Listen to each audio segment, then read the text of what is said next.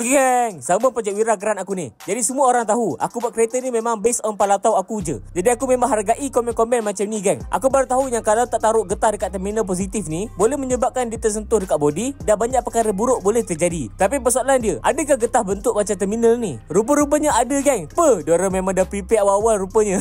Tengok rupa dia memang sengit ke tepi sikit gitu. So untuk terminal negatif ni ada lipan bara. Dan lipan bara ni dulu aku sambung dekat radiator tank. Dan sekarang aku dah pindahkan ke area atas air filter ni. Yang belah kanan ni pula, dulu aku taruh dekat rocker cover ni ke body. Tapi aku baca komen korang, rocker cover ni kan ada getah kat bawah dia. Aku pun betul juga Jadi aku pindahkan dekat sini geng. Dari body direct terus ke head geng. Mantap. Jadi sempurna dah aliran grounding lipan bara kereta ni. Aku sambung dekat terminal tadi. So aku buka dulu semua terminal ni. Dan dekat sini ada 3 kabel tau. Dan aku cuba masukkan dalam getah ni.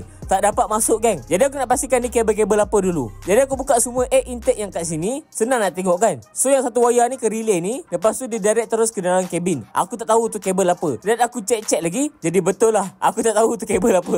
Ingatkan boleh lah nak cabut kabel yang tak guna kan. So untuk bagi fit dan cantik elok kabel ni, aku cabutkan semua tape yang ada dekat situ. Susun bagi elok dan pasang terminal tu. Yang getah ni aku colokkan dengan benda besar sikit dan rendam dekat air panas. So kabel-kabel tadi tu kan, aku tapekan dengan menggunakan close tape. Tu dia, mantap kan. Nampak kemas dah, elok je. So getah yang aku rendam tadi tu, aku cabutkan soket tu. Dan lepas tu aku pasang dekat kabel tadi. Agak ketat sikit tapi kali ni menjadi. So kebelakangkan getah ni dan pasang terminal dia geng. Mantap geng. Pasang dekat bateri, ketatkan dan tutup getah tu. Mantap, elok dah. So untuk yang negatif ni, awal-awal tadi aku cadang macam tak nak pakai getah tu. Tapi alalan dah beli satu set kan. Jadi aku pasang juga. Yang dekat sini, lipan bara tu aku masukkan sekali dalam getah tu. Pindahkan tempat ikat dia ke belakang sikit. Pasang terminal dan pasang dekat bateri tu. So geng, siap dah geng. Macam nampak kemas tak?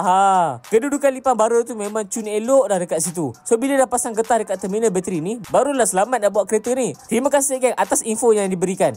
Okey geng, jangan lupa follow aku untuk update seterusnya.